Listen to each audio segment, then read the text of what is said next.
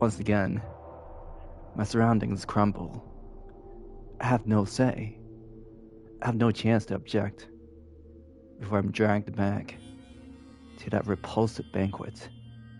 I reach out, stretching my hand as far as it will reach, but all I can grab is darkness. My bloody body sinks back into the abyss. The pain becomes more than just a memory, eroding away at my consciousness.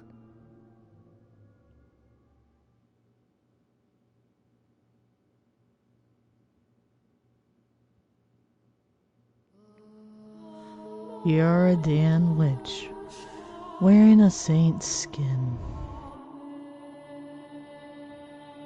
Maybe if I had died then,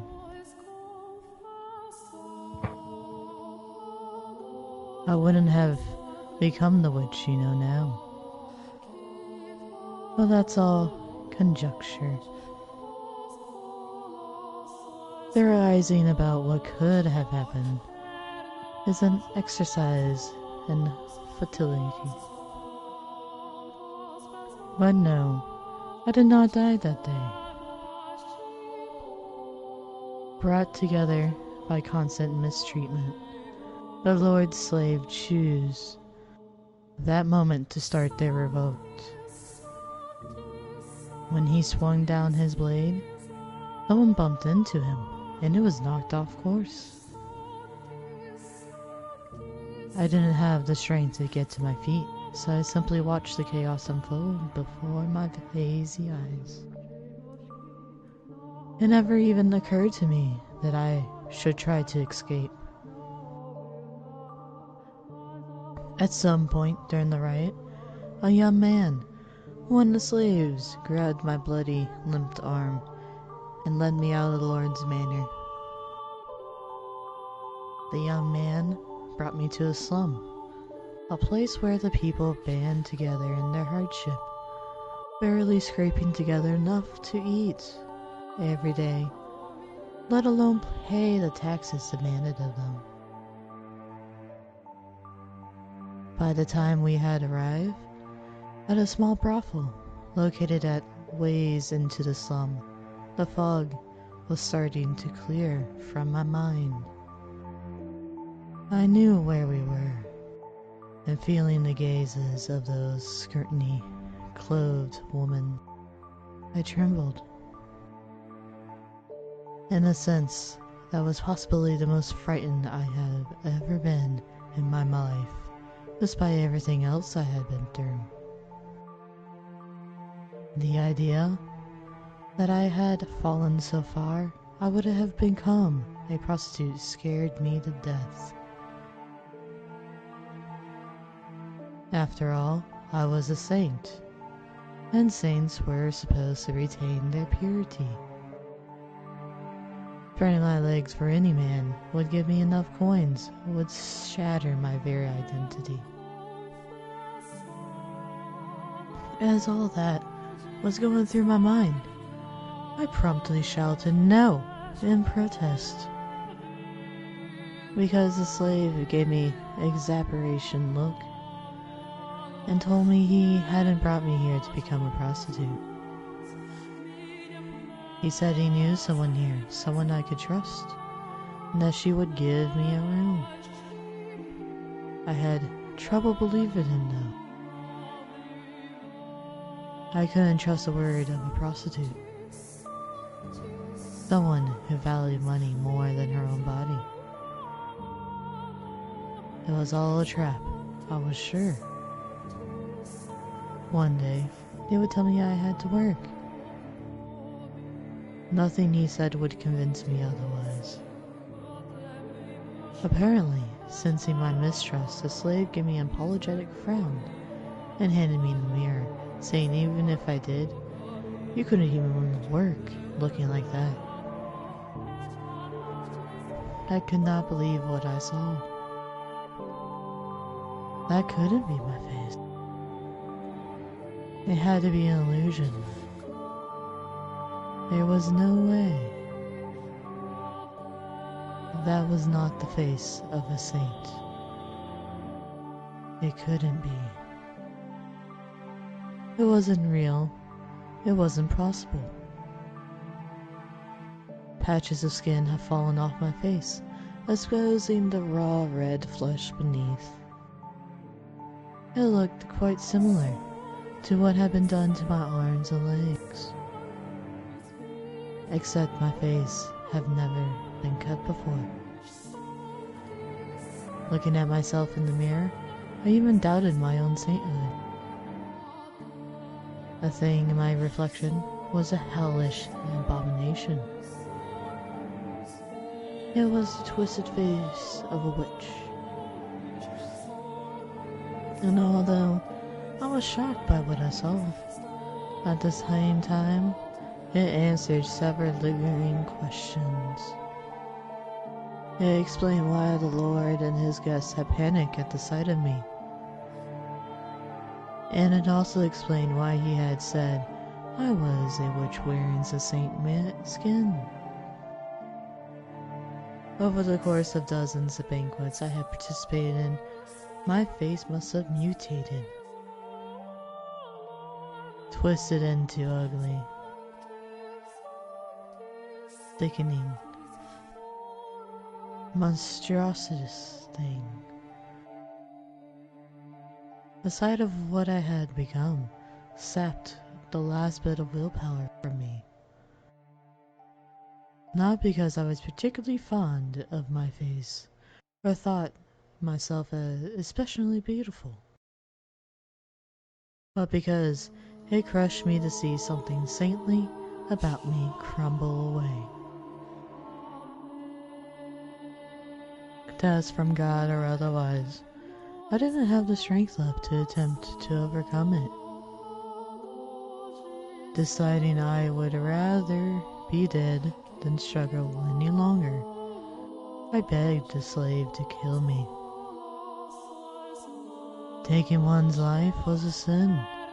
If I did not, I would not be able to return to my father's side. I wanted to ask him why I had been put through such tribulation. But the young man refused. He said, completely missing my attention, that if I preserved good fortune would eventually find me. He said that if I lived on, I would eventually have a chance to get my payback. I had no such worldly concerns though, but if no one would take my life, I had no choice but to live. I despised life at that rifle. The men who came to buy their services were disgusting buffoons, the kind of people who would think they could deceive God. And the women fawning over them were just as repulsive. They said I had nowhere else to go, which meant I was forced to suffer in that sickening place. But by the time a year or so has passed, my feelings about it had changed. The woman of the brothel took good care of me, treated me like a sister. At first, it was irritating. I was a saint, and how could a saint have prostitutes for sisters? But over time, I got to know them better, grew to appreciate the consideration and hardships. Despite barely having enough money to keep food on the table, whenever they had a little spare, they would use it to purchase medicine. Ointments to apply my arms, legs, and face. And such as a result of their generosity, my arms and legs started to look almost human, but nothing had any effect on my face. Occasionally, the slave would drop in the check on me. The other man thought me ghastly and wouldn't get anywhere near me, but he was different. And every time he visited, he would say, One day, I'll show you the world. And to tell you the truth, I was beginning to grow attached to it all. My time at the brothel was probably, all things considered, one of the brighter chapters of my life. There, I was neither saint nor witch, but an ordinary human girl. For the first time, I felt my life had meaning beyond my assumed divine purpose. I was beginning to feel kind of happy. And with each passing day, my incredible world view was gaining a little flexibility. Perhaps I could perform miracles, but didn't necessarily mean I had to be the daughter of a god or a saint. Maybe I was just a regular person who happened to possess some unusual abilities.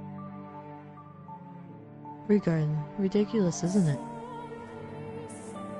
Despite coming to accept my humanity, I refused to let go of my miraculous powers.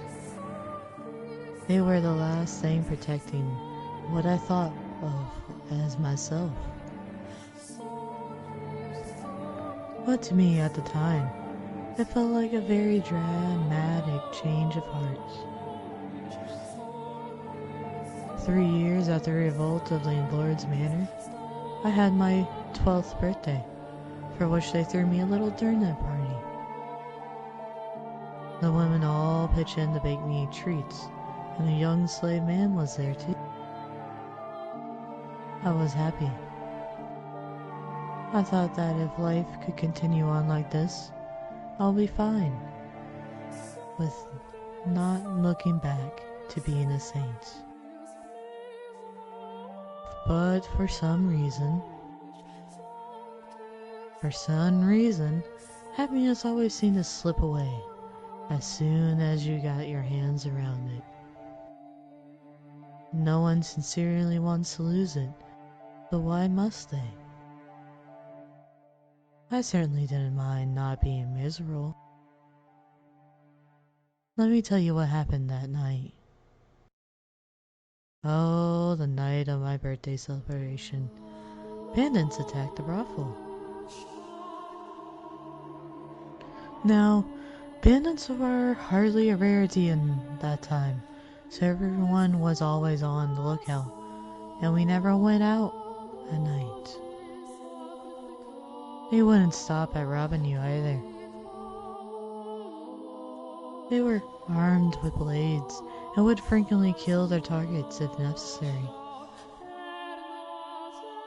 But cautiously, as we were hopeless against a direct raid. The brothel fell into panic, schemes echoing in the night. The customers were carved up and left for dead. The women were bound and stowed away to be sold. My peaceful world shattered in an instant. And the next thing I knew, I was selling slave traders' merchandise.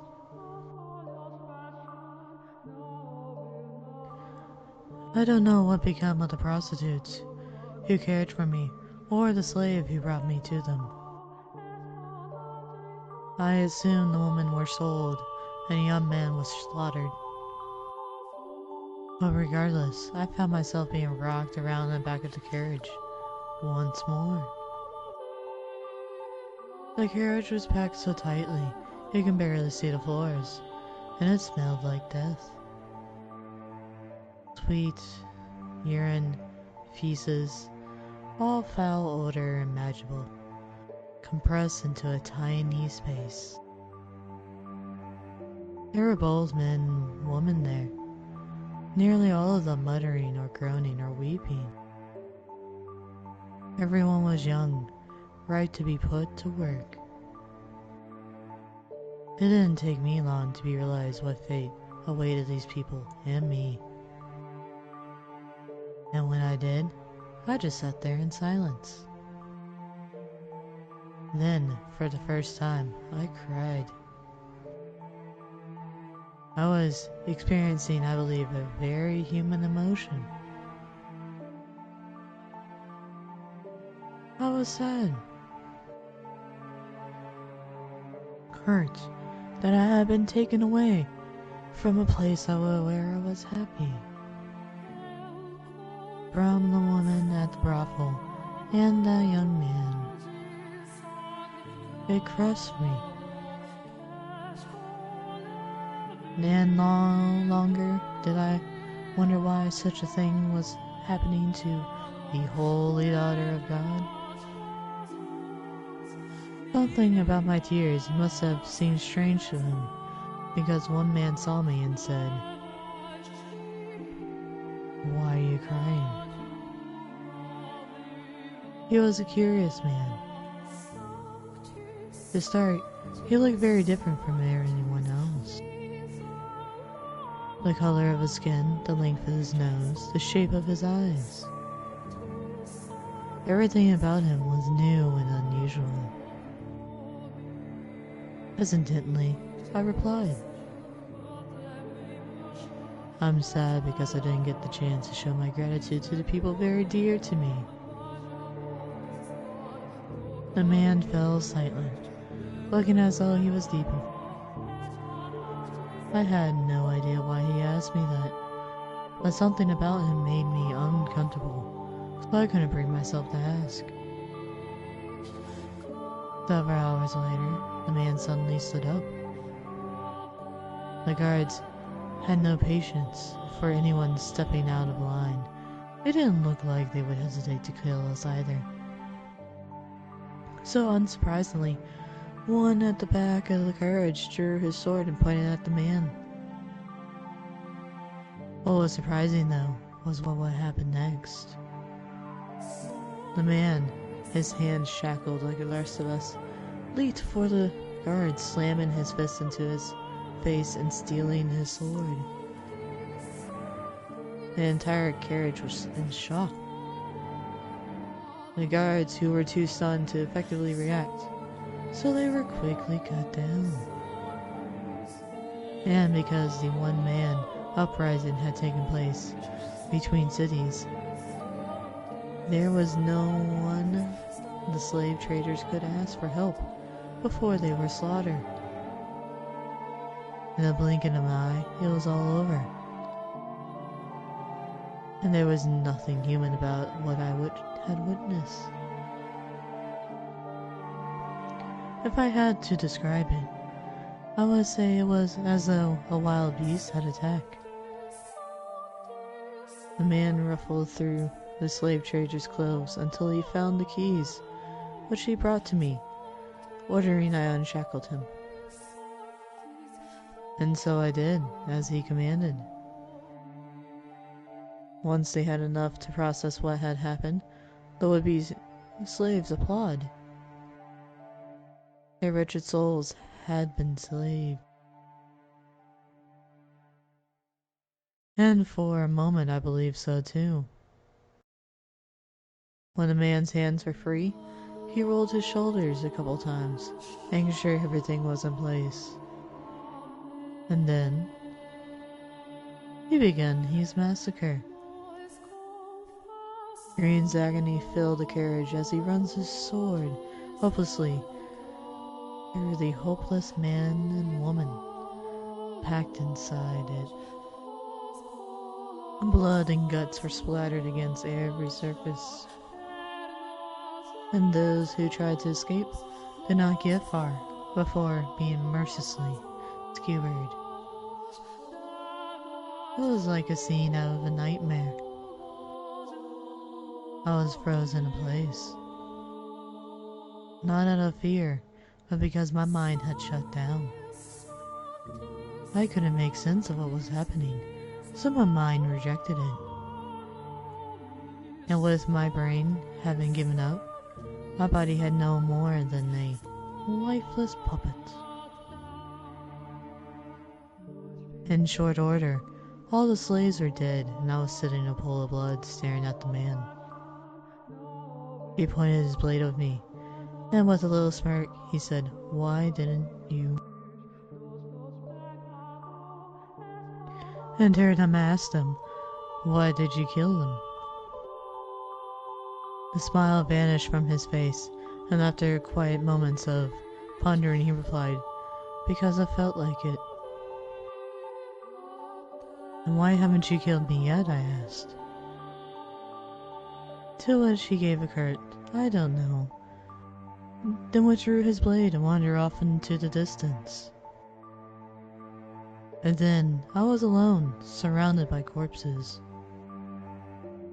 I glanced down, and half of someone's face was looking back at me.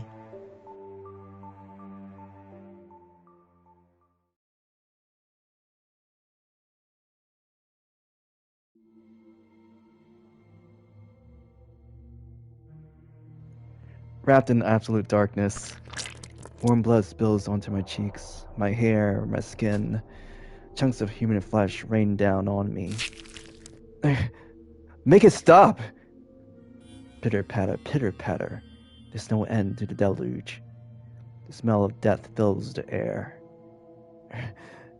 I'm struck with a wave of nausea so strong I can't hold back the contents of my stomach. And when my mouth opens to vomit, blood pours into it.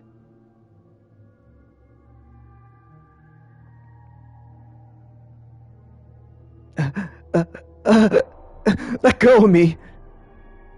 Dead bodies grab my ankles, dragging me down. To where? Hell, or to the mountain of corpses? Now, do you understand that there was a time, if but briefly, when I was happy, when I felt human emotions? But I wish I never had. If I had remained confined in my daughter of God's cell, then I doubt I would have felt so much terror at the sight of death.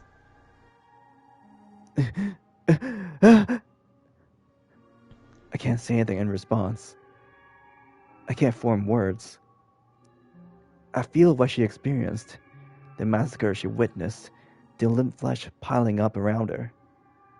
Even more than twice her age, it's enough to drive me mad. The fact that a 12-year-old girl had to experience something so unspeakable devastates me. Tell me, my dear, do you pity me? Do you sympathize with me? If you feel bad for me, then you'll remain with me. You'll feel my pain and my despair with me. Won't you? The vicious cackle echoes through the pile of bodies. There's not a speck of light, and hideous death lingers everywhere. Helpless to resist, I'm dragged down to a deep, dark ocean. An ocean of blood.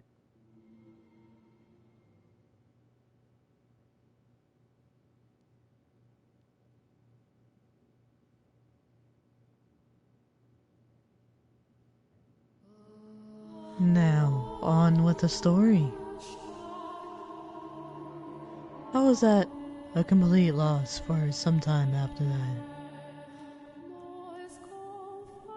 I didn't want to return to the city, because I knew there was no one left who would take me in. There was only the Lord, who had bounced me and drained me of my blood. So I wandered the roads, no destination in mind, and nothing to defend myself but the clothes on my back.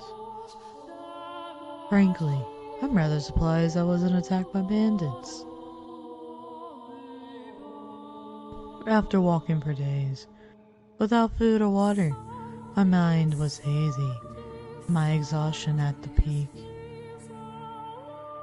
In the distance, I saw a lake. Though driven by my thirst, I turned my unsteady feet towards the water, not caring that it took me off the main road. And it turned out that was the correct choice, because there was a small cottage behind the lake. Smoke rising from the chimney, telling me it wasn't abandoned. Out of sheer desperation, I knocked on the door. No one answered. The door wasn't locked, so I slowly, hesitantly pushed it open. And beyond it, I found an old woman, sitting dead in the chair. The woman was a witch. By trade, that is. It appeared she had deep knowledge of medical herbs, using it to make an assortment of medicines. In her cabinets were dozens of small glass bottles containing dried powder leaves and crushed berries, among other things. On the fire was a cauldron, liquid bubbling inside. The woman looked as though she was asleep. Presumably, she had passed away of old age, for there was no sign of bandits that had been rooting through the college, and she had a look of absolute serenity on her face. Looking over the woman's dead body, I didn't cross myself. I envied her.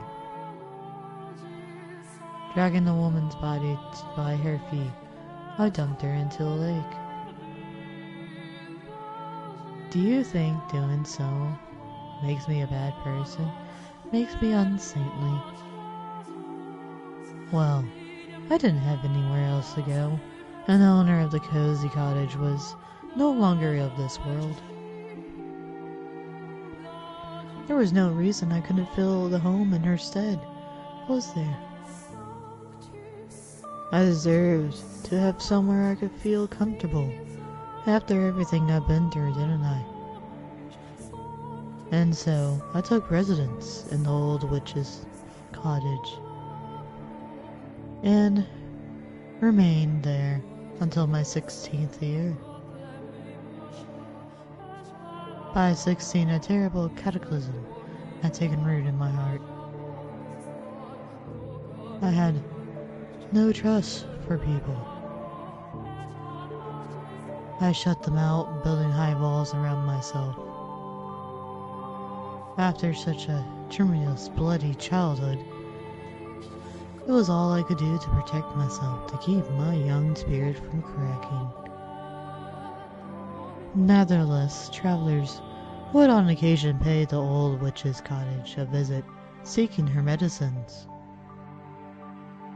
Whenever someone arrived, I would cautiously crack the door open, telling them they could trade for whatever they wanted with food, and never showing my face. One day, a young man showed up at the college. My sister has fallen in very ill, and he desperately needs medicine. He was very soft-spoken. There was a distant kindness in his heart, which I thought unusual, curious. What kind of person could he be? What did he look like? What expressions did he make as he spoke? To satisfy that curiosity, I snuck a peek at him, through the crack in the door. He was a handsome man with flowing flaxen hair. And upon seeing me, he didn't flinch back in disgust. He smiled. According to him, his younger sister had fallen grave and ill, and though they had tried a number of remedies, she was still bedridden. The medicines I gave him, too, had no effect, but he persisted in his quest, visiting me again and again for new combinations to try. He wanted nothing more than to relieve even the slightest bit of his sister's suffering. And, moved by his dedication to his family, I too wanted to do anything I could to help. For the first time in years, my world encompassed more than my small college.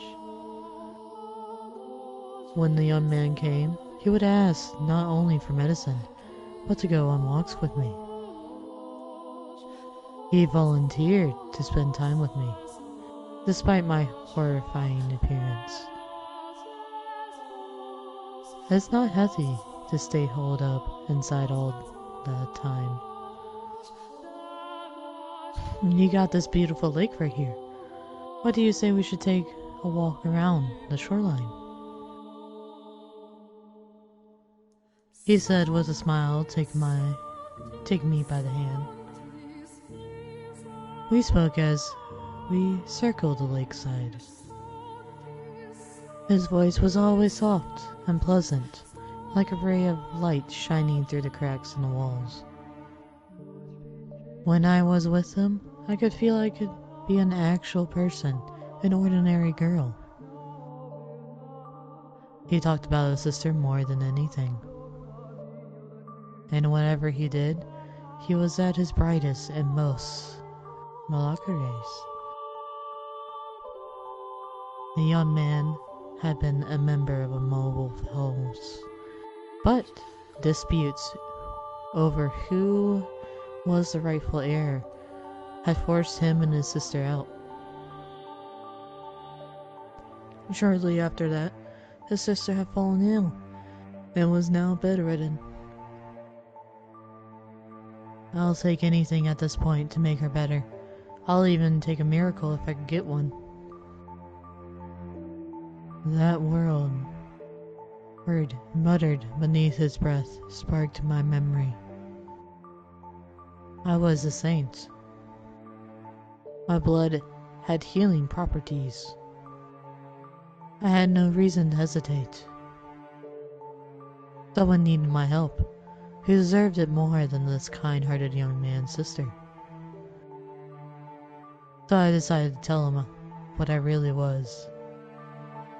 That my blood had miraculous powers and that it had saved people. That, the moment I had been born, the drought plaguing my village had come to an end. I had been known as a saint, the daughter of God. I told him everything, and he believed it all. He led me to his house, where a pale, sickly young girl laid in bed. She was a sweet little girl, with the same flaxen hair as her brother. It looked like she would have been quite spirited, if not for her ailment. It was touching to see the two siblings sitting there together, quietly holding each other. I would gladly give my blood for the two of them.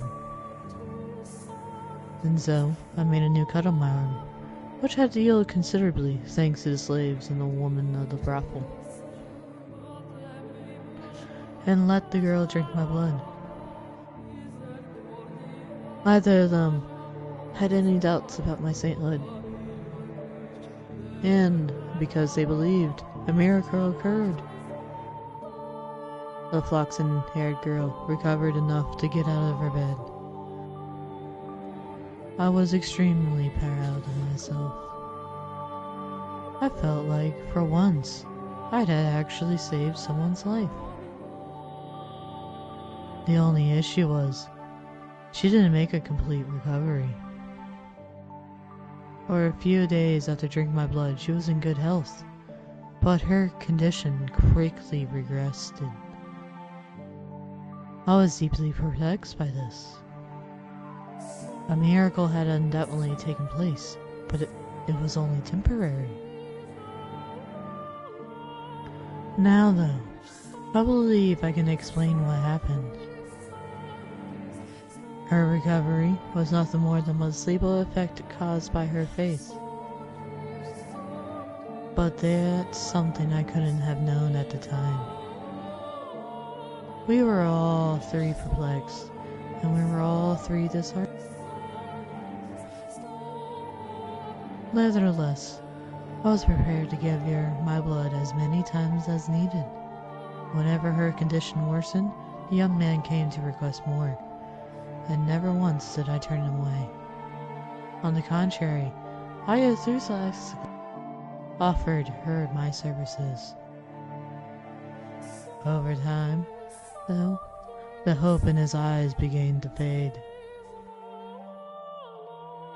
He asked me on fewer walks, and he seemed hesitant to look me in the eyes.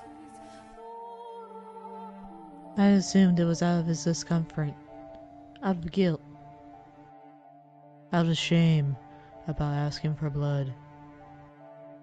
But I don't think his concerns were for me, rather himself and his sister. As I mentioned earlier, blood was considered unclean in our time. Not only was I giving mine away, I was also having his sister embed it.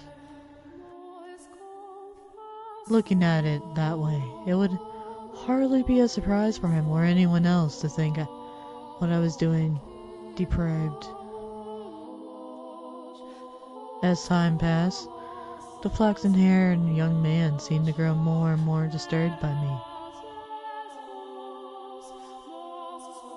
That was what I got for opening up. That was what I got for letting his kind, warm light shine in on me. The moment things were bad, he pulled away. There were times when I thought I shouldn't have done anything in the first place, but regardless, I held fast to my original decision. I would put myself on the line for them. No one else. Just them. Even if he was afraid of me, or had no interest in seeing me, I would continue offering her my blood. And I was firm in my resolve. One day, though, I received a new visitor. The young man was still the only one I would show my face to, the only guest I had let into my walls. So as usual, I took the man's request from behind the cottage door. I could hardly believe my ears when he began speaking. Are you the witch with the miracle blood? First, how do you know about my blood had powers? Second, why would he call me a witch and not a saint? Third, why did he sound like a man who had slaughtered a slave carriage? I told the man he had to leave. That would not be opening the door for any reason. In response, he said, I am in need of your blood. Could you not spare a little? My blood was for the sick and needy, and I would never spare a drop for a murderer like him. And I told the man exactly that, demanding that he leave. All I could think about was the pile of bodies, the fountain of blood. The man drenched in crimson, wearing a ghastly smirk. I trembled behind the door, fearing he may go on another such rampage. But instead he gave me simply, as you say, and went on his way. A deep sign of relief, which is when I realized tears were rolling down both my cheeks. Like an ordinary girl. 3 days later, the flaxen hair boys showed up at my cottage. I'm sorry for being so distant lately. I want to talk things over. Those two sentences were a light shining from above. I wanted to talk to him too. I wanted to take a walk around the lake and listen to him talk about nothing. I wanted to experience the warmth of his world once more. And I wanted to tell him all about the terrible man who had been there a few days earlier. About how scared I had been. I wanted him to tell me it would be alright. I want to talk to you too, I said, opening the door without a second thought. The light of the sun was so bright, all I could make out was his silhouette. I couldn't see the look on his face, or the look in the eyes. A gentle breeze blew past, and my mind froze. How could this be happening? What did it mean? Why? How? What was that man doing? Standing behind him. Why was he carrying a sword? Why was he coming into my house? And why did he swing it down, severing my arm? I was in a daze. I couldn't make sense of anything. I didn't want to. My left arm fell to the floor before I even knew what was happening. Then my legs gave out. The pain, shearing and unbearable, came a few moments later, as I was lying in an ever-expanding pool of my own blood. I did something that I hadn't done before, that I had resisted doing no matter how much blood the Lord had stolen from me. I screamed. It was a hideous, vicious noise. A sound I would never thought a saint could make. The same ear-splitting howl the slaves had made as the man had butchered them. I withered, I wailed, I wept, I crawled across the floor, through my own blood. I begged and I begged for my life. The man walked over, picked up my severed arm, and then, shockingly, he tossed it to the kind-hearted young man. After which he said, "That's your share. Should last you long enough." Share. What did he mean by share? What was he talking about? Why had he given him my arm? And why had he taken it? Why was he talking like that? Like they knew each other? Why? Why? I had bared blood for him when he asked, hadn't I? So why was he doing this? Was cutting my arm off and stealing it and easier for his conscience than simply asking? You understand how I felt, don't you? You can put yourself in my shoes, can't you? The young man refused to look me in the eye. Holding my bloody arm in his trembling hands, he fled from the cottage as quickly as the legs would allow him. The man then walked over and picked me up. I had neither the strength nor willpower to resist. Holding me in his arms, he began to speak, telling me things I didn't want to know, things I didn't want to hear. But he didn't care. Nothing personal. I just need some of your blood. Without it, she'll lose her church. Don't take it personally. Tell me, is there anyone in this world who wouldn't feel a bit of spite after being put through such torture? How was I supposed to let that slide? No one's that much of a saint. My trust had been betrayed, and I was supposed to turn the other cheek. A man had barged into my home uninvited and cut off my arm, and I was supposed to smile and take it? If there's anyone anywhere who doesn't feel even the slightest bit of hatred ever,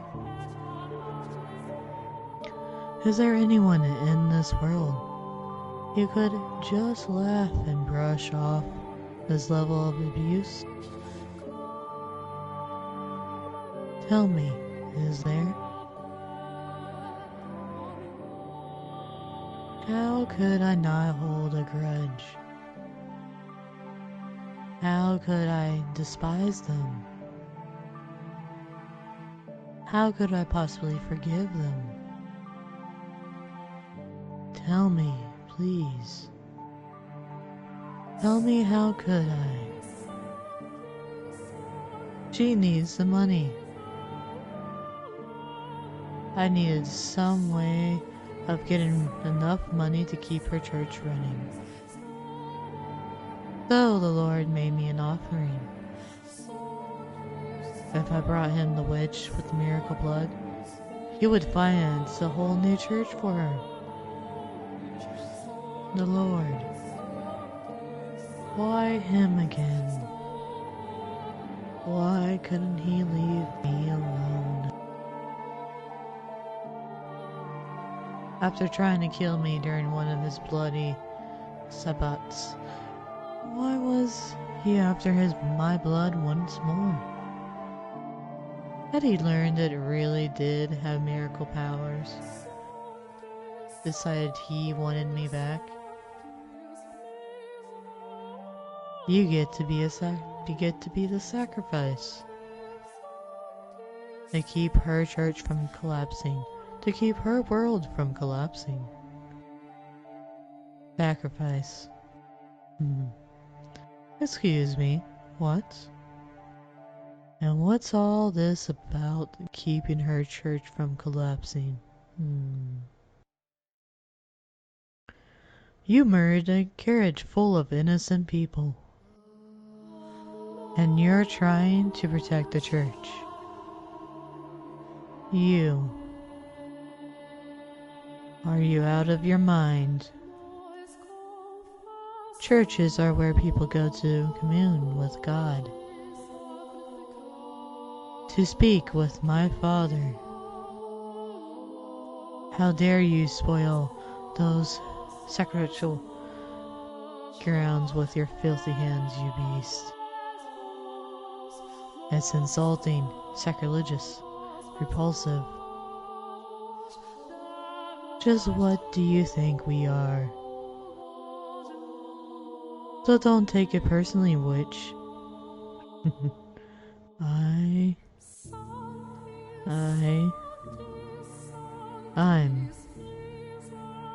I'm not a witch. I'm a saint. I was a saint. My blood exists to do the Lord's work, not to satisfy the avarice of men. Why is this happening to me? The man brought me back to the city. But instead of taking me to the Lord's manor, he brought me to a church on the city outskirts. Though, to be honest, it looked more like an estate than a church. The church also served as a hospital, offering free care to less fortunate children, the poor, and the infirm. That was when I learned why he had said they needed money. The owner of the church offered unconditional assistance to anyone who came. Even when food and supplies ran low, they would ration their own in order to keep helping others. As a result, the church was perpetually on the verge of a collapse. The church was run by a woman, something exceedingly rare for the time. There was no priest. All management was handled by a single nun, who everyone referred to as a saintess. I was the saint. Why was this woman, who didn't have the ability to perform miracles, being worshipped like she did? Why did the people of the city idolize her? Why were their smiles all directed at her? Why? Was I not in her place? The man carried me to the top of the observation tower. It was there that I had my reunion with the Lord. I was to spill my blood for the people of the city, but also for the Lord's prophet. He was not offering free aid, but selling it as medicine. He claimed it as a miracle elixir, telling no one that it was actually my blood. It was mixed with a beautiful red wine, and drinking it would cure you of any ailment. If they had knew it was actually the blood of a witch, they would think it was unclean. They would fear it.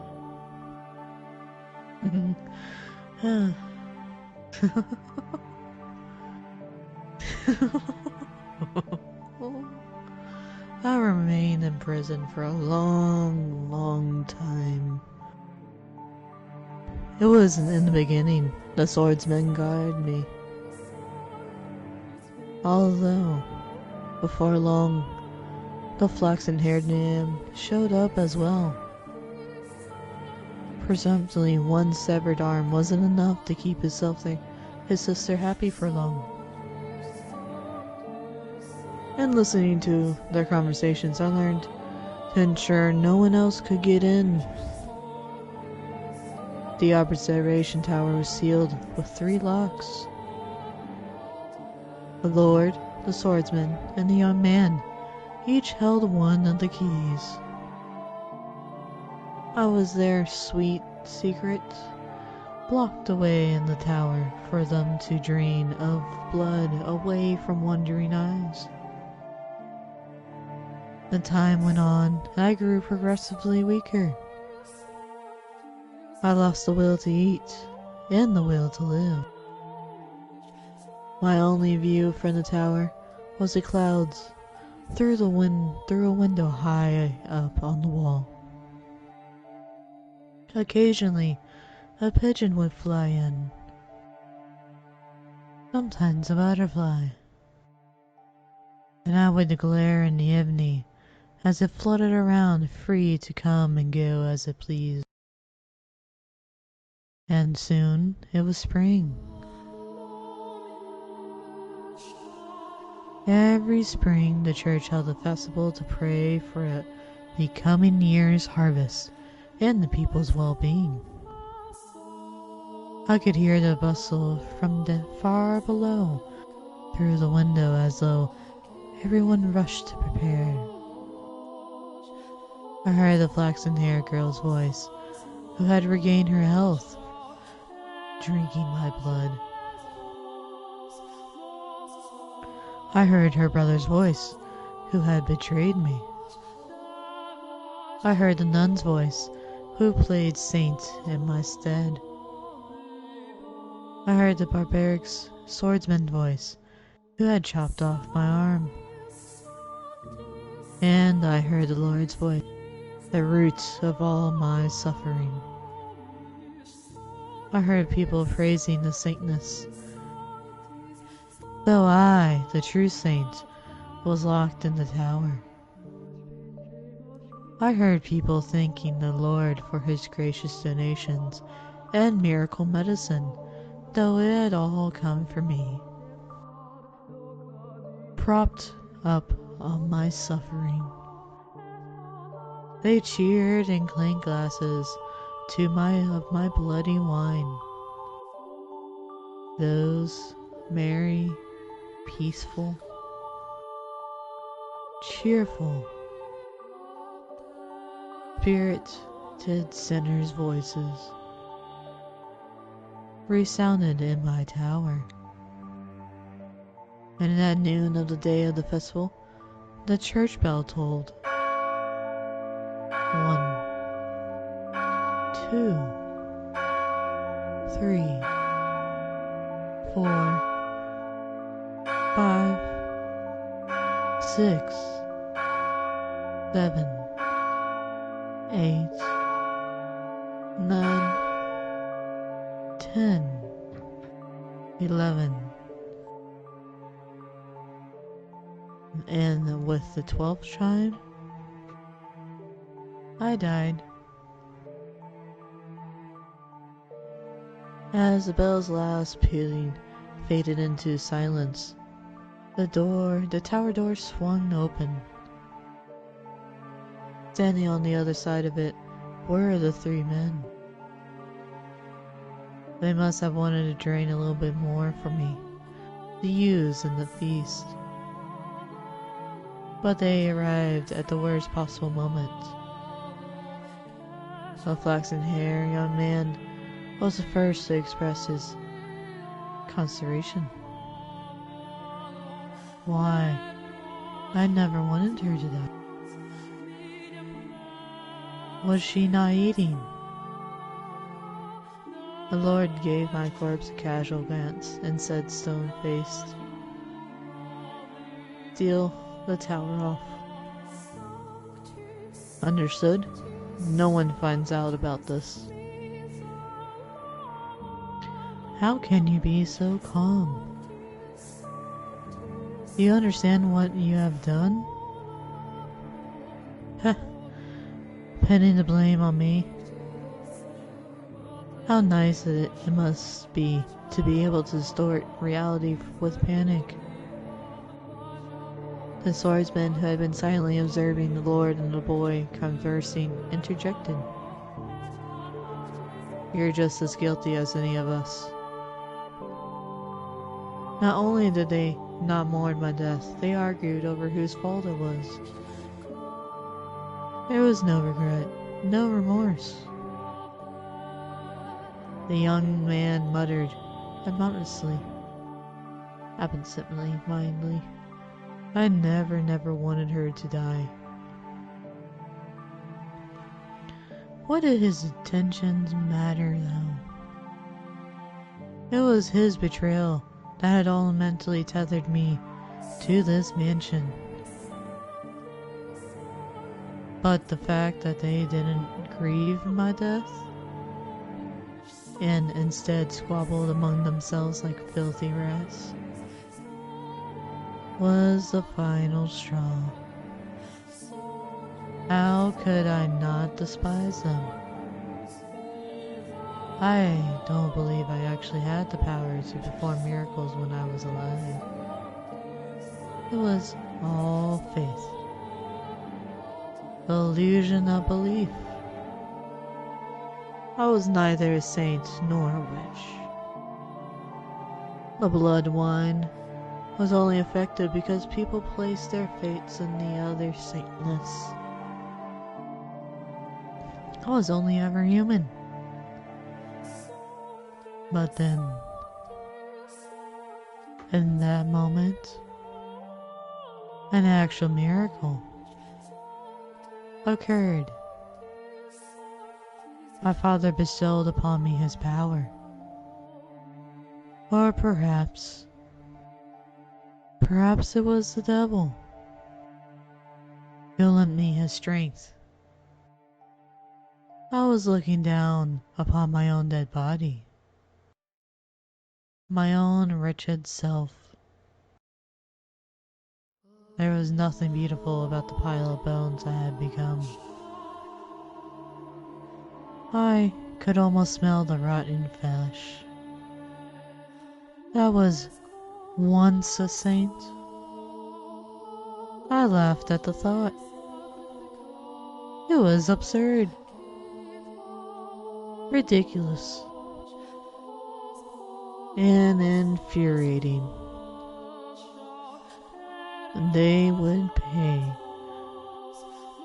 those who had cast me into this hell, who had mocked me, who had done this to me, who had made me a witch out of me. Hatred coursed through me. Revulsion at everyone on these grounds still smiling. They would know just whose dead shoulders their little party was resting upon. And if they wanted so badly to call me a witch, then a witch I would be. I would kill them. Every last one of them. Place a curse on their souls. And so I made my wish. Most people might consider it a curse, but to me it was most certainly a witch. And my father, or maybe the devil, granted that wish. From the garden, there rose a scream. The flaxen-haired young man knew the voice better than anyone. He went deathly pale, darting down the spiral staircase until he reached the window. The young girl was on her knees, vomiting blood on the glass. The young man let out a yelp as he descended the remanding of the stairs case.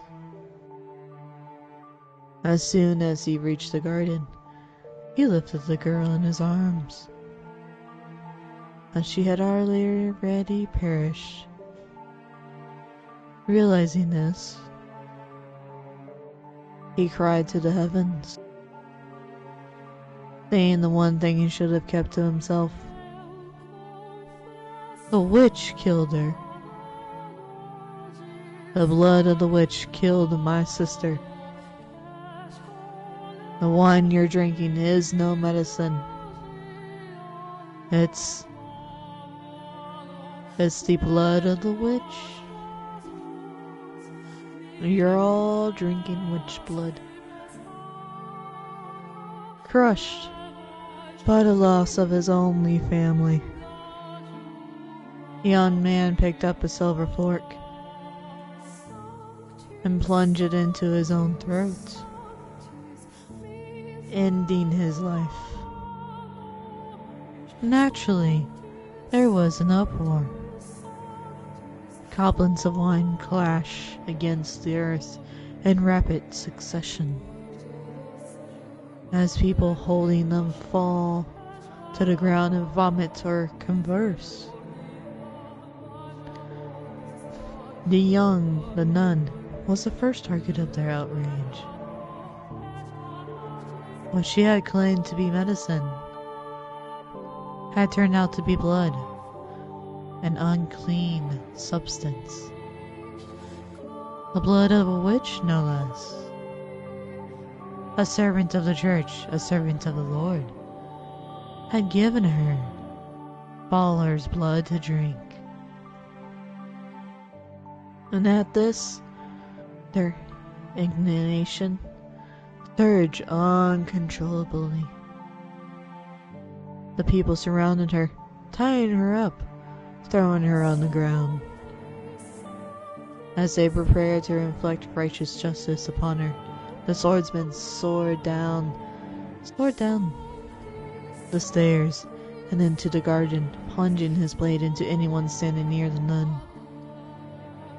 The cries in agony ringing through the church grounds were ear-splitting. It was no longer the place of God, but hell on earth. Hell built up by the hands of man. Hell painted red with the blood of their brothers. The people armed themselves with anything they could find and went after the man. As much as the beast as he may have been, he stood little chance against such numbers. It is fate of a beast to be exterminated by those he terrorizes. And once he was gone, the nun had no one left to protect her. She too was consumed by their frenzy. All that remained was an indistinguishable, infernal hysteria and despair. Madness and outrage, and no outlet for it. It was a revolt that made the slaves' uprising at the Lord Manor look like a game. Eventually, their rage found a new target, the Lord. It was only natural, for he was the true villain. He was the one who had given money and the witch's blood to the church. He was the one who profited off of it. And above all, people often resented those who stood above them, particularly in times of unrest. The city resounded with cries for the Lord's head, and he looked down upon it all from the safety of the observation tower. He could do nothing but watch as his domain burned. I can only imagine how painful that must have been. But before long, having seemingly made his peace, he began descending the spiral staircase. He opened the door at the bottom, revealing himself to his people. But before the door had swung all the way open, before he had the chance to say his final words, someone ran a blade through his chest. With that, the raging furrows mostly settled down, but was hardly the end of destruction. More days later, a plague befell the city. Dreadful black spots covering the flesh of the infected. They withered in pain, screaming and vomiting blood. Ghastly howls echoed through the streets, as though the whole city had been possessed. It became a cursed land. In their disease haze, the people muttered again and again, "We have been cursed by the witch." In less than a week, the entire city was dead. My body was left abandoned at the top of the observation tower. And, as if it sealed the curse away, in our final days, the people shattered all windows, wrapping the house in darkness. It's possible. that there was no miracle either. You can easily explain what happened to them. Locked away for so long in that dirty tower, maybe I caught some of disease. And then, when the people drank my blood, they too were infected. Hardly anything out of the ordinary about it. The first to die, the girl who had already been ill. Her body merely chose the worst possible time to yield to her ailment. That was all that had happened. Indeed. It was nothing more than a fluke. An improbable stroke of luck. And unbelievably, unfortunately accident for the city and those 3 men. An indescribably fortunate accident for myself. But I wish to believe it was a miracle. That even if my blood didn't have healing properties, and even if I wasn't a saint, my wish, my curse, was what caused that uprising. That was my miracle. Granted to me by God, or the devil. I choose to believe that. And that my miracle took to its true form, therefore, afterwards. My curse had brought death upon the 3 men. But for whatever reason, my rancor was far from sated. They had died. So what? Death is but a transient agony. It's nothing compared to what I went through. So I made my next wish. I wished for their reconstruction. I wished eternal suffering on their souls. I wished to trap them in a never-ending cycle of pain and hatred. This was my wish for the flax-haired young man. He treasured his dear sister, and he desired a quiet life. So I wished for him to have just that. And I wished for his dearly beloved sister to love him more than anything in the world. For his world to be destroyed by love gone too far.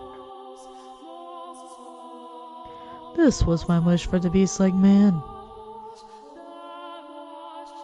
He was conscious of his tendency for violence, and he yearned to be more human. And I had his inner beast toned up just a little. I saw to it that he would never be human. So he would never have the peace he so desired. My wish for Lord was more straightforward. He seemed to have great affection for wealth and authority, so I am sure that those were the only things he could ever have. Who needs love or friendship when you could be drowning in power? Once he had lost everything, his solitude would be his only companion. Wishes can come true, as long as you always hold fast. Never stop wishing. Never surrender. They can come true. Eternal suffering on all their souls. An endless cycle of reconstruction and unavoidability. Tragedy. Tell me, my dear, do you sympathize with me? Will you curse them with me? Will you take my hand and revive them for me?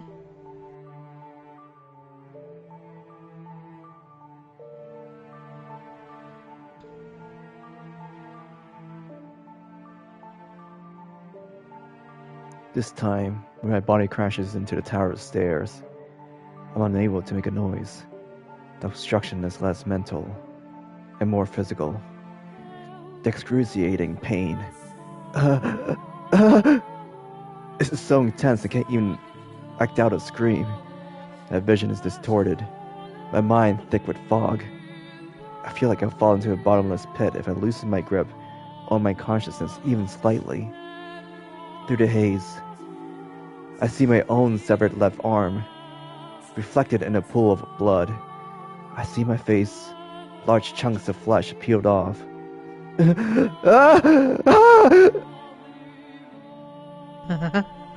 Look at you, trying to crawl up those stairs like a worm.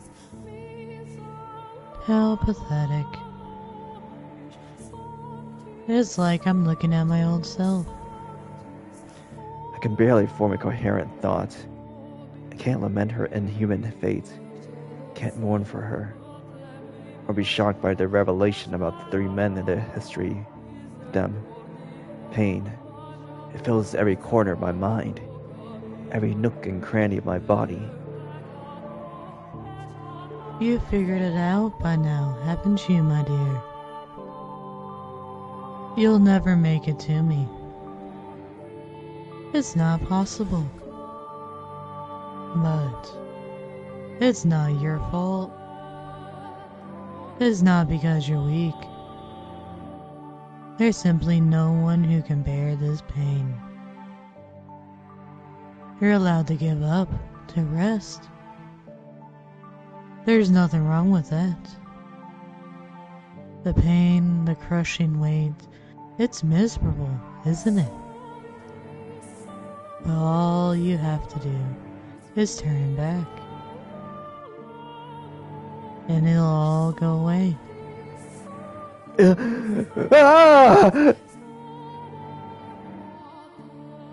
The witch whispers the sweet temptations.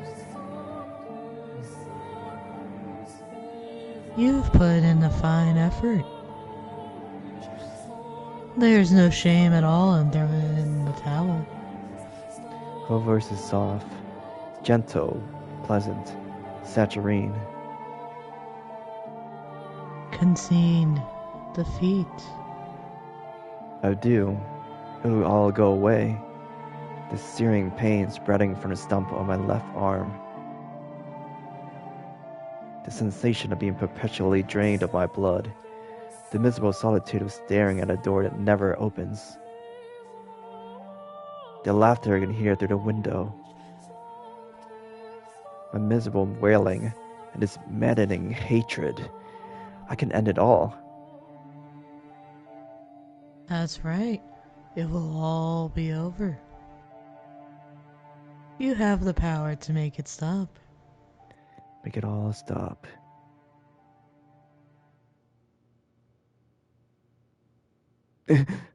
No. I can't let that happen. No. I have to get her back at my side. I'll do anything to take her back.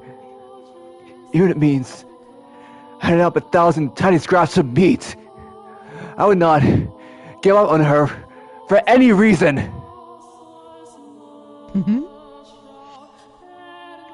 You won't, will you? Oh, such beautiful resolve.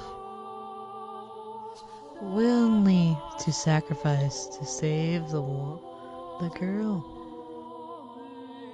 Like a hero of legend. Or maybe a fairy tale prince.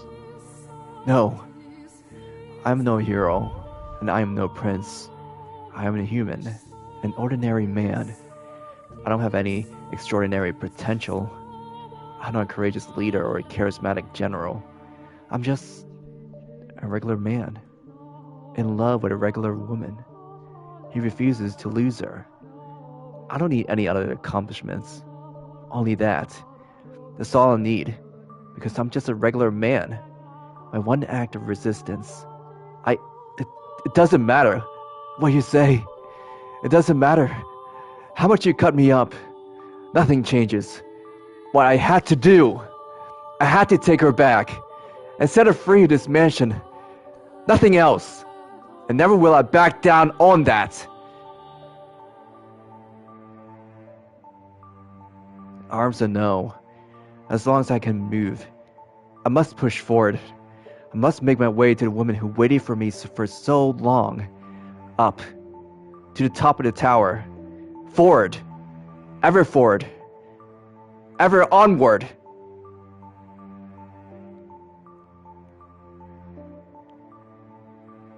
Dragging my bloody body, paying the pain no mind, I once more arrived at the top of the observation tower. Placed my hand on the door, holding myself up with my lacerated right arm. Take a moment to catch my breath, then lift my head, gaze into the void and shout her name. Morgana!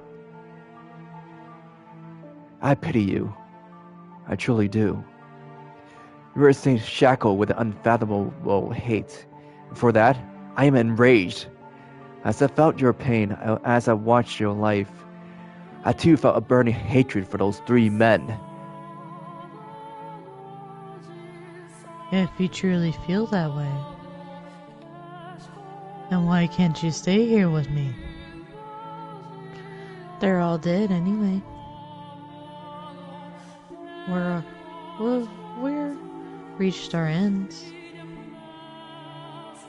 Do you honestly think there's anything more for us? There isn't. The end is the end. So, what do you say, the 3 of us? You, me, and Giselle. Torture the 3 of them and everyone they care about. Make them suffer for all eternity in this house. And that way, you and Giselle can be together forever, too. That's not an option. Why not? Because hatred only brings you pain. Oh, that's brilliant. You're spouting stupid platitudes to me. I can't believe my ears. Save your nonsense moralizing about how hatred does you no good. I won't hear it. I'm doing just fine for myself, my dear. In fact, I've never been better. I feel wonderful. Did you think that will be enough to pursue me? Really? How disappointing. And here, I thought you would understand me. Morgana, Why don't you say what you really think? Go right ahead. Hate them as much as you want. But keep me and Giselle out of it. Why didn't you just say that? I do feel bad. Truthfully, for all the time we spent together, never once did I ask about your life. I was so focused on myself. And then, I pushed you away. That you did. You wanted to be with Giselle, so you pushed me out. I wish I had asked you sooner. It wouldn't have changed anything, though.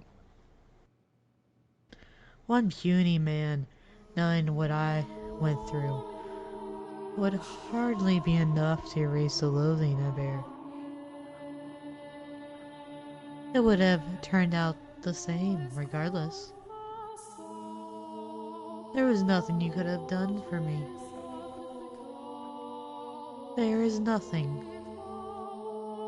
Still, I would like to apologize. Had I known what you carried in your heart, perhaps I could have chosen my words better.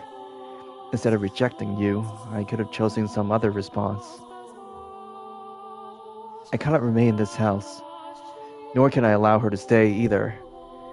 So, I would like to apologize for both my past actions and my present. Well, in that case, open the door, Michael. I take another moment to catch my breath, and then I gather my strength into the hand on the door. Blood seeps through my fingertips, slowly trickling down the rough surface. It reminds me of my death. I'm coming for you. I push open the door, praying that it would be the last, that beyond it lies light for Giselle. If possible, that might cast a bit of light on Morgana's heart as well. What? However, why am I in my bedroom? When I find behind the door is the last thing I expect. Huh? As she appears from the shadows of my chambers, I can't conceal my surprise. Giselle? Is this another illusion of Morgana? No, it's not. I am the real me. Thank you for coming all the way here for me. She's thanking me. So why isn't she smiling? That was very kind and courageous of you, Michael. I'm deeply moved. You would have such compassion not only for you, not only for her, but for someone like me. But do you know what else you are? You're a worm. What is it this time, Morgana? What do you say we pull back the curtain, my dear? What curtain? There's one detail that hasn't come to light. This isn't your first return to the mansion, is it? You've been back numerous times. Each time not remembering her, each time hurting her even more. What are you talking about? What am I talking about? Oh, you know good and well, my... Or do you honestly believe that all those other pieces were in their rightful places? And you alone were some exception? I never. Tell me, how was it? Living in so many different eras, not knowing who you were. And playing with all the different men. No! You're out of your mind! You make it sound like I was... Not like, my dear. You are the white-haired girl. Enough! How could anyone possibly confuse me with her? To tell you the truth, I couldn't see you as anyone else. Your white hair, red eyes, porcelain skin, and your name. Tell me, what about you isn't the same? We're not the same person. I'm a... I saw the letter, What? the one you had hidden, No. And you didn't think that was worth mentioning? No, Giselle, I didn't mean... You're exactly right, my dear Giselle. He deceived you. He kept a very important secret from you. Despite showing up before you multiple times, he cast you aside again and again. No, that wasn't me. It wasn't... It all makes sense now. Nothing you ever did was for me. Giselle, I... Go on, Giselle. Tell him exactly how you feel. Michael. Don't. Please, don't. Don't say it. Not that, please. I'm begging you. You're... Stop. Please don't. Giselle! not actually... Please. Don't say it! a man at all, are you?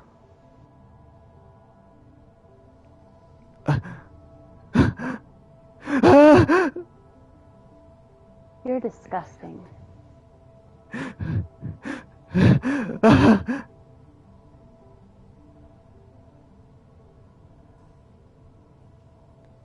You're the only one it could have been, my dear. The only one he could have been. The white-haired girl. Next moment, my whole world comes tumbling down. I could have borne anything, losing my arm, having my face torn off. Any amount of pain, I could have handled it. For you, I could have done it. But this, hearing those words coming from your mouth, being rejected by you, that I cannot. Those words, they bury me alive. And you're the one person I never wanted to hear them from.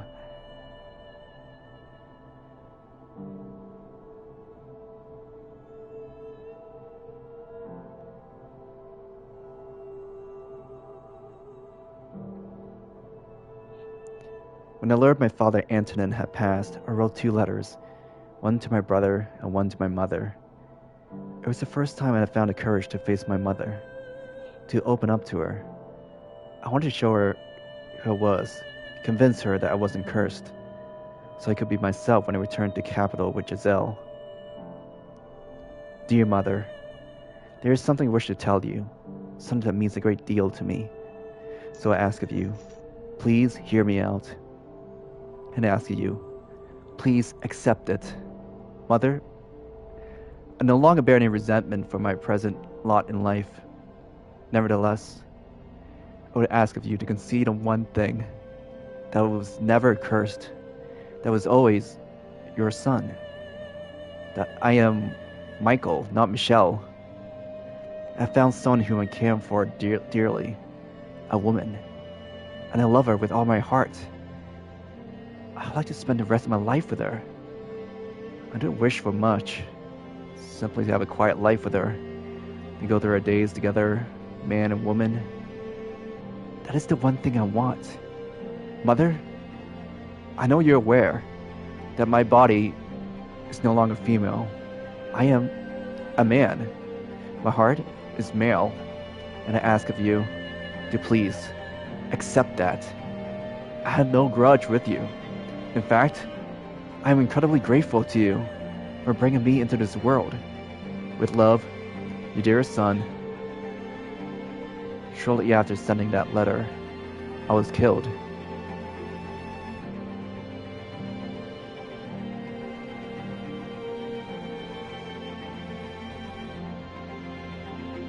I'm dragged down against my will into the darkness. Beneath me spreads my own past. My door, the door I swore never to open. But despite all my efforts to resist, the door sucks me in. Into a world I never want to see again. A history I never wanted revealed. a past I never wanted anyone to see. Nonetheless, the door opens.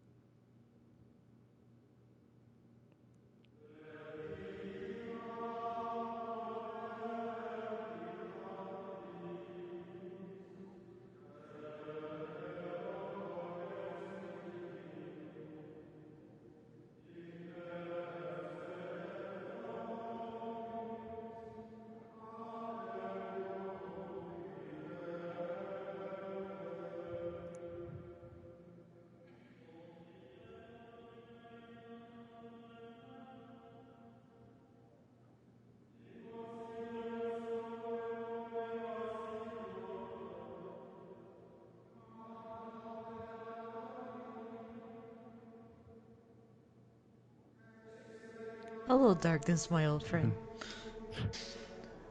Don't spoil the mood. There are two things out of ordinary about that baby. The first is parents embraced, and the second they wholly rejected. Although, it was some time before the baby's second peculiarity emerged. Until it finally did, no one was any the wiser, not even the child itself. Its mother surely enjoyed that brief period of happiness before her child finally realized the truth. Blind to the fact that the moment had let out its first cry, everything came crashing down. To this day, she still doesn't know the child she gave birth to, that she set loose a curse upon the world. A curse that turned angels into demons, humans into witches.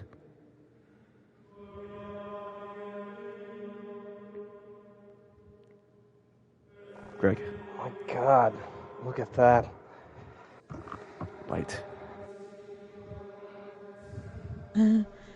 She's beautiful, isn't she? Have you seen her laugh? Not yet, I haven't. At any rate, that color certainly is something else.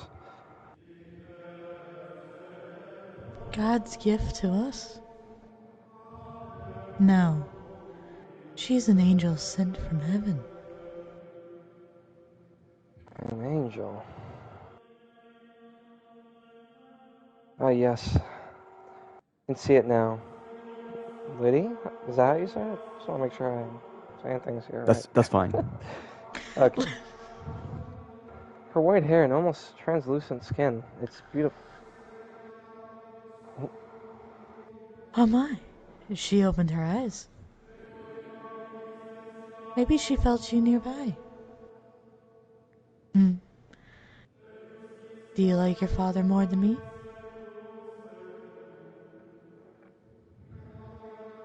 Is that it, sweetheart? Gorgeous, aren't they? Just a deep and enchanting color. Like two little jewels. Ah, that they are. Magnificent shade of red. I've never seen anything like it. This is our child. She's special. I can feel it. We have to take good care of her. She needs a name. One that's just as special as her. Have you already chosen Antonin? You were the one begging for a girl. You do it. Besides, I already had to rack my brain for the boys' names. Now it's your turn. Are you really going to let me? My. That's quite a lot of pressure.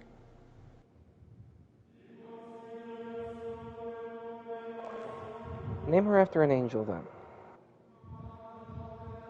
Oh, like that. Alright then. We'll call her Michelle, after the Archangel Michael. You'll grow up to be beautiful as an angel, my Michelle. I've always wanted a little girl.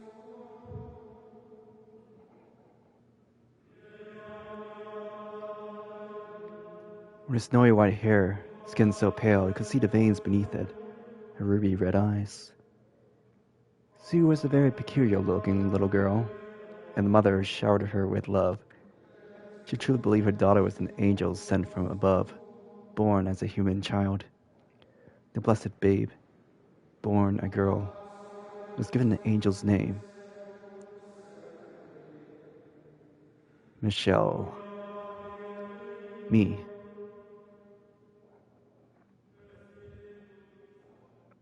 Light, you are me. Checkmate. Gah! I see what you did. Curses, I completely overlooked that. I thought you were advancing with your pawns, but that was all a diversion. You're too short-sighted either. You need to look at the big picture. Sometimes it's technical and not the soldier holding the sword. Ha ha! You got me! You're quite good at this, Michelle. What inspired you to take such an aggressive strategy? It was not inspiration. It was derivation. Derivation? Chess is, in many ways, similar to real-world tactics. Ah, my military texts. You haven't read all of them, have you? I have nothing but time. Impressive. Even I haven't read all of the books in my room. You're planning to join the order with that kind of knowledge. You jest. You're the one who going to be the knight, did That I am.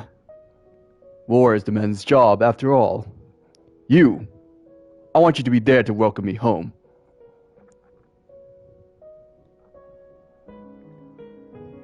Craig. Didier! Oh, Didier! I'm in a bit of a bind. Oh, hello there, Michelle.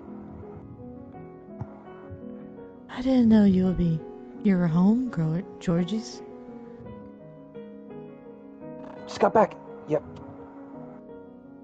Oh, playing chess again, are ya? Let's see, what do we have here?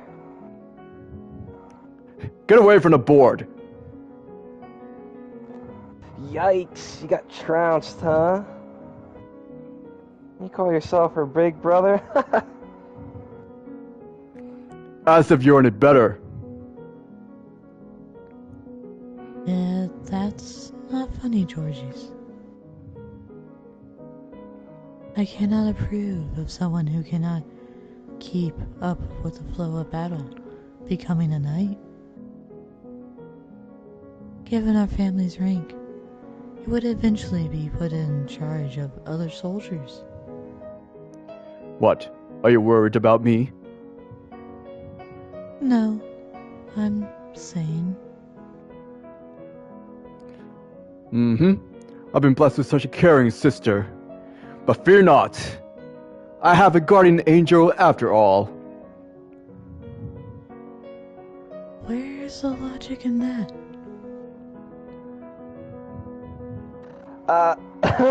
Sorry to interrupt your moment, but Does nobody listen to me?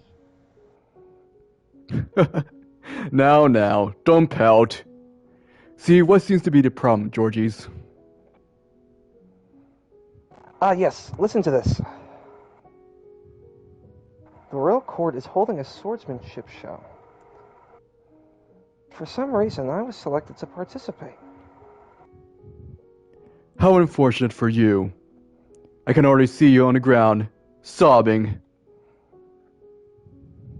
Hey now, that's just mean. Besides, my hands weren't meant to hold a sword. Look at these dainty fingers. They're covered in calluses. Dainty calluses. Tell me, why would they have an artist sword fight? That's the whole point, I would think. No need to get so worked up. No one's expecting you to win. Maybe not, but we do have a name to worry about. You know what that means, don't you? I'm going to lose. That's a given. But I want to do it in style. I feel bad for your sword. Oh, don't be like that. Oh, come on, time's a wasting. To the courtyard we go. Just so you know, if I train you, I'm going to train you right. All I want to know is how to look good.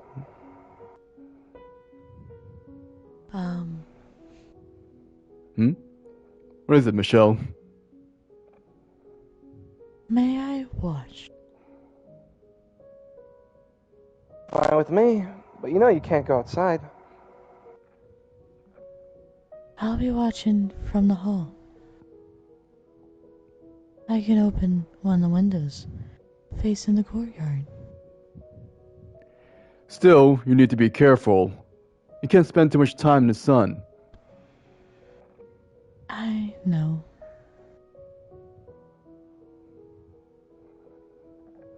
I had 2 older brothers. The eldest, Didier, belonged to an order of knights that served the church. Below was Georges, who served as a court artist. He was, in all likelihood, who would inherit the family estate, as knights were not formally allowed to own property. Nevertheless, the Bollinger family was upheld by Didier. And then there was me, the youngest, the only daughter. Physically, I was not in particularly good health. Because of the color of my skin, I was hypersensitive to sunlight. I rarely left the estate. My world was contained entirely within these walls. And perhaps out of some sense of pity or compassion, my 2 brothers spent a good deal of time with me. Didier played chess with me, and Georges taught me how to draw. And among other things, they taught me how to read and write. For a girl, I was incredibly fortunate. The one thing I wasn't allowed to do, though, was hold a sword. While hardly anything unusual, it bothered me deeply. And had for as long as I could remember. If I'd been told I couldn't do it because I lacked the strength, I probably would have accepted it. But the reason given was not that I was weak, but that I was a girl. With each passing year, that smoldering frustration in the back of my heart grew larger. Come on, put your back into it! Like I said, all I want to do is put on a good show. Oh, you're putting quite a show, unless you know how to swing that sword properly. Give me a break.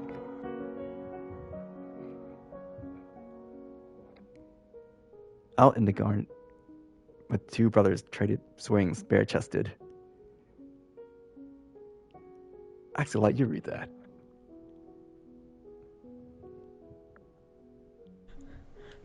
All I could do, though, was observe from afar. And every time I found myself forced to watch, I felt a sharp pain, like a needle, piercing my chest. A needle that seems to be growing even thicker. My mother and my brothers love me dearly. But that doesn't change the fact that the outside world lay beyond my reach. I was trapped in the estate by my own body. At first, I thought that was the root of my pain. But that answer seemed to contradict something inside. Something I couldn't explain. Something I couldn't ignore, even as a child. So I searched within myself, trying to find an explanation for the constantly swelling sensation of wrongness inside me. Day after day, I gazed into the cavern of my own heart.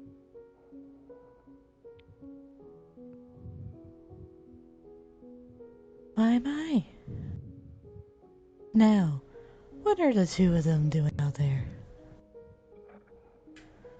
Georgie's was asked to do a swordsmanship show at the royal court, so Didier helping him. Swordsmanship show? Oh, I just can't stand those shows. Blades are so dangerous. I can't watch people swinging them at each other. Why don't you come back to your room with me, Michelle? I would love to teach you how to sew. But, Mom, I want to watch him practice. Michelle? First of all, you need to watch how you speak, young lady. You do not call me Mom, you call me Mother. This is what happens when you spend too much time around the boys. As your mother, I don't approve of you playing chess or making art. A woman has need for such skills. They will only make you look insolent. But I want you to grow up to be a respectable woman. That is my job and my dream as your mother. Now, come. I would rather you look at some fine embroidery with me than a couple of sweaty men. Yes, Mother. You are my little girl after all.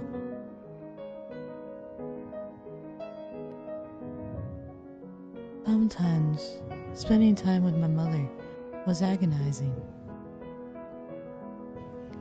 Was it because her world was so isolated? No, that wasn't it. Her gentle voice, the sweet scent of her perfume, the way she constantly told me how much she loved me, and her diatribes about how wonderful it was to be a girl. Everything she did put so much pressure on me. But above all, she loved to say, "You're my little girl, after all." And there was nothing strange about all that. Every time I looked in the mirror, I saw the daughter of a noble. That was who I was. So the only thing wrong was how I felt. But every time I was faced with the reality of who I was, my heart wavered. I had no interest in learning to embroider. I didn't understand why that was necessary. I knew what purpose it served. Everything she taught me, I would need when I went off to some noble boy, and it was my responsibility to learn those things. It didn't feel right though. I couldn't even accept the fact that one day I would be married. It was but an ominous shadow lurking in my future. I would have preferred ravaging the books in Didder's room then having a conversation with my mother. Tales of heroes of old and dauntless shoulders. Military tests written by technicians in the midst of war. Thinking about them set my heart aflutter. It made me think about my brother.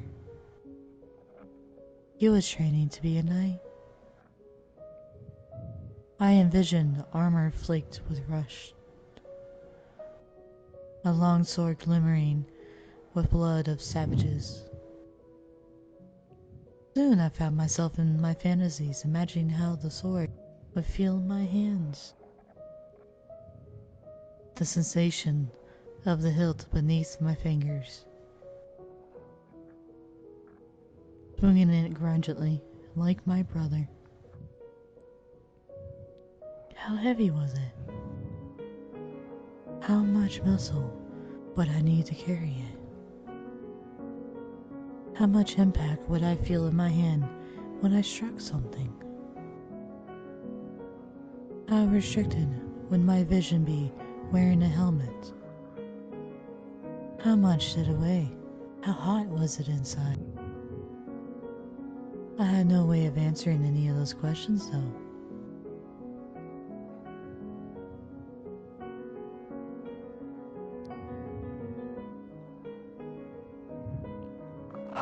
Kill me now! I have some cloths, if you'd like to wipe off yourself, though. Oh yeah, thanks. Oh, I'm so dead. You were at it for a long time. I've never known D to half-ass something once he gets started. Which, I guess, is what makes him knight material, but... Are you opposed to him becoming a knight? Well, you know, I kinda assumed he'd inherit the estate and handle taking care of everything. So it's like, why's he gotta go and be some priest whipping boy? Don't tell him I said that, though. He wants to fight for the greater good. I don't know. Despite the name, he wouldn't be doing much fighting himself. Anywho, someone as passionate as him might be able to make changes for the better. Changes? He knows what condition the order is in. That's why he's joining. Figure he wants to whip it into shape, melt them down and reforge the whole thing.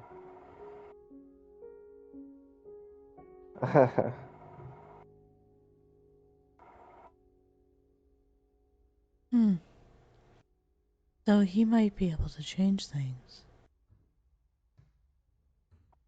What? What are you muttering about, Michelle? Hey, whoa, hold it.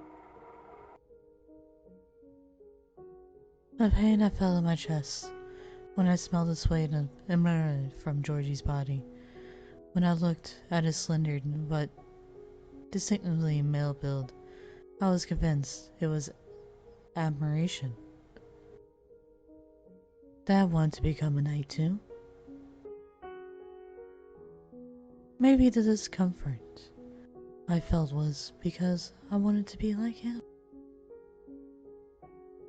It would go away if you were able to change the rules. If I could join the order as well, I was positive it would.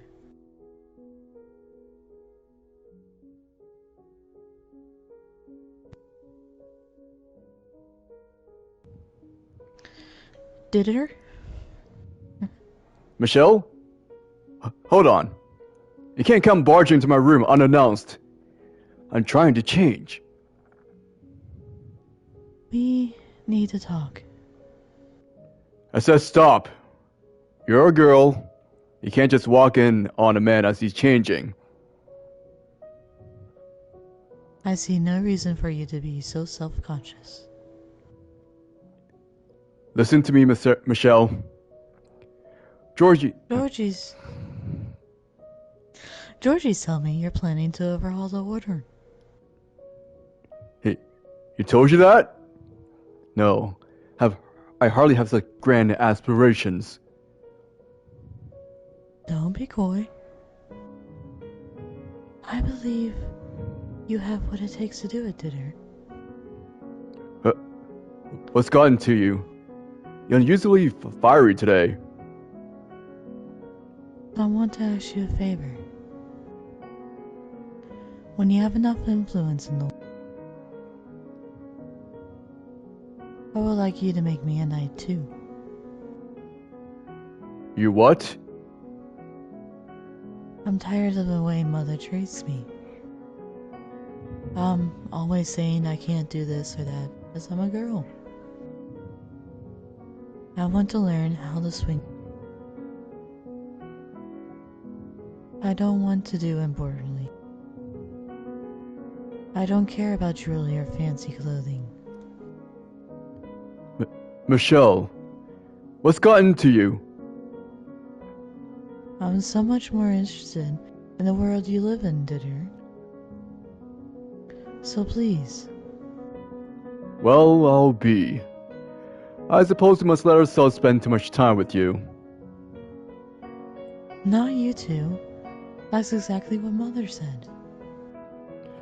First of all, Michelle, you don't have the strength to hold a sword. Then I'll train to do it until I do it. And if that doesn't work, I still have my mind. You know good and well I could. People are not chess pieces, Michelle. But Ditter. But above all, you're missing the most important point. It would not, for any reason, become the kind of man who makes a woman take up his sword. Ditter. This may seem normal to you, growing up with two brothers. But I want you to listen to me, Michelle. Men and women walk different paths. Men wield swords and fight against dangerous enemies. And they do so to protect the weak, women and children. I'm here to protect you and your mother. You're no different than her. You don't treat me any different than her. Honestly, what's got into you, Michelle? Why wouldn't I treat you like a daughter of the Bollinger estate? Your brother and I were never meant to make you think. Forget it. What? I'm sorry. I knew what I was asking was foolish. Oh? But I thought you would understand how I feel. Even just a little bit. What I was expecting him to understand. Even I didn't understand what I felt. I wanted to know what was gotten into me far more than he did. What I had done was no better than throw a temper tantrum. Was I that desperate to become a knight? No. I had just thought that the key of change in my heart lay down that road, but all mentally, there were nothing. Assuming Diddler had agreed and assuming I did become a knight, it wouldn't do anything for the core problem. As I dashed from my brother's room, I snuck a peek at him. His face was filled with intense perplexity, and how could I not blame him? I had tried to push a dozen different ideals onto, filled myself with a vain hope that he would somehow be able to make sense of me when I couldn't even make sense of myself. And now, bubbling with unwarranted anger at being let down, I fled to my own chambers. I can only imagine how frustrating that must have been for him.